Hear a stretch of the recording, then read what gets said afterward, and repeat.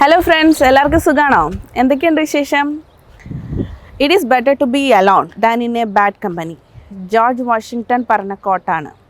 നമ്മളെപ്പോഴും നമ്മുടെ കൂടെ ഉള്ളവരും നമുക്ക് വേണ്ടി നല്ലത് ചെയ്യുക അല്ലെങ്കിൽ നല്ല കാര്യങ്ങൾ ചിന്തിക്കുക, ഒരു പോസിറ്റീവ് വൈബ് നമുക്ക് തരിക എന്നുള്ള കാര്യം മേക്ക് ഷുവർ ചെയ്യേണ്ടത് നമ്മുടെ ഹെൽത്തിന് നല്ലതാണ്. അപ്പോൾ നമുക്ക് ഇന്നത്തെ വീഡിയോയിലേക്ക് കിടക്കാം. ഇന്നത്തെ വീഡിയോയിൽ ഞാൻ ഡിസ്കസ് ചെയ്യാൻ ഉദ്ദേശിക്കുന്നത് നോർമൽ ഡെലിവറിയുടെ ബെനിഫിറ്റ്സിനെ പറ്റിയിട്ടാണ്. കഴിഞ്ഞ വീഡിയോയിൽ നമ്മൾ പറഞ്ഞല്ലോ നോർമൽ ഡെലിവറിയും സിസേറിയനും വരാനുള്ള ഇൻഡിക്കേഷൻസ്. ഇനി നോർമൽ ഡെലിവറിയുടെ ബെനിഫിറ്റ്സ് എന്തൊക്കെയാണെന്ന് നോക്കാം. നമ്മൾ സിസേറിയൻ ചെയ്യുന്ന സമയത്ത് അതൊരു സർജിക്കൽ പ്രൊസീജിയറാണ് അല്ലേ? ആ സമയത്ത് ഉണ്ടാകുന്ന ബ്ലഡ് ലോസിനെ കാട്ടിയും കുറവായിരിക്കും എപ്പോഴും കോംപ്ലിക്കേഷൻ ഒന്നും ഇല്ലാതെ തന്നെ നടക്കുന്ന ഒരു നോർമൽ ഡെലിവറി എന്ന് പറയുന്നത്. അതുപോലെ തന്നെ പെയിനിൻ്റെ കാര്യം നോക്കാം.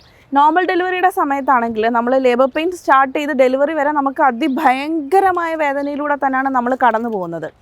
എന്നാൽ സിസേറിയൻ്റെ കേസിലാണെങ്കിൽ സിസേറിയൻ വരെ അവർ പ്രത്യേകിച്ച് വേദനയൊന്നും അറിയുന്നില്ല. പക്ഷേ ആ സിസേറിയൻ കഴിഞ്ഞു കഴിഞ്ഞാൽ നമ്മൾ നോർമൽ ഡെലിവറിക്ക് അനുഭവിക്കുന്ന ഈക്വലൻറ്റ് പെയിൻ തന്നെയാണ് അവർ CS-ന് ശേഷം അനുഭവിക്കുന്നത്.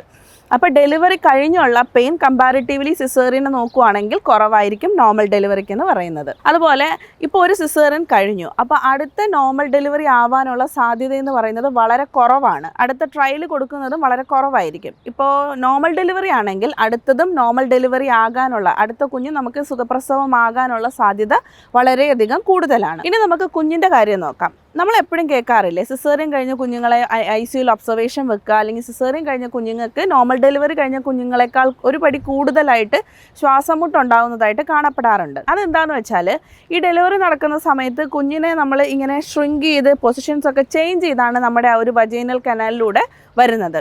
ആ സമയത്ത് കുഞ്ഞിൻ്റെ ലങ്സിൽ നിന്നൊക്കെ സ്ക്യൂസായി ആ ആസ്പിറേറ്റായ വാട്ടർ മൊത്തം എന്ത് ചെയ്യും, എക്സ്പെൽ ചെയ്ത് പുറത്തു പോകാനുള്ള സാധ്യതയുണ്ട്. സിസേറിയൻ്റെ സമയത്താണെങ്കിൽ അവർ കൂടുതൽ അമ്നിയോട്ടിക് ഫ്ലൂയിഡ് കുടിക്കാനും അത് അതിൻ്റെ ലങ്സിൽ തന്നെ തങ്ങി നിൽക്കാനുമുള്ള സാധ്യതയുണ്ട്. അപ്പോൾ എന്ത് ചെയ്യും, സിസേറിയൻ കഴിഞ്ഞ് വരുന്ന കുഞ്ഞുങ്ങൾക്ക് പ്രസവത്തിന് ശേഷം എന്ത് ചെയ്യാൻ പറ്റും, ഇങ്ങനെ ശ്വാസം എടുക്കാനുള്ളൊരു ബുദ്ധിമുട്ട് കാണപ്പെടാറുണ്ട്. അതുകൊണ്ട് തന്നെ അവർ ICUയിൽ അഡ്മിഷനോ അല്ലെങ്കിൽ ICU ഒബ്സർവേഷനോ ഒക്കെ വെക്കേണ്ടതായിട്ട് കാണപ്പെടാറുണ്ട്. അപ്പോൾ നോർമൽ ഡെലിവറി ഉണ്ടെങ്കിൽ കുഞ്ഞുങ്ങളുടെ റിസ്ക്കും വളരെ കുറവാണ്. രണ്ടും ഈക്വലി പെയിൻഫുള്ളും ഈക്വലി പ്രോസസ്സിങ്ങും ആണെങ്കിൽ തന്നെയും കുറച്ച് ബെനിഫിറ്റ്സ് ഇങ്ങനെ ചില കാര്യങ്ങളിൽ നോർമൽ ഡെലിവറിക്ക് കൂടുതലാണ്. അപ്പോൾ എൻ്റെ വീഡിയോ എല്ലാവർക്കും ഇഷ്ടപ്പെട്ടു എന്ന് വിചാരിക്കുന്നു. അടുത്ത വീഡിയോയിൽ കാണുന്നവരെ എല്ലാവർക്കും ബൈ.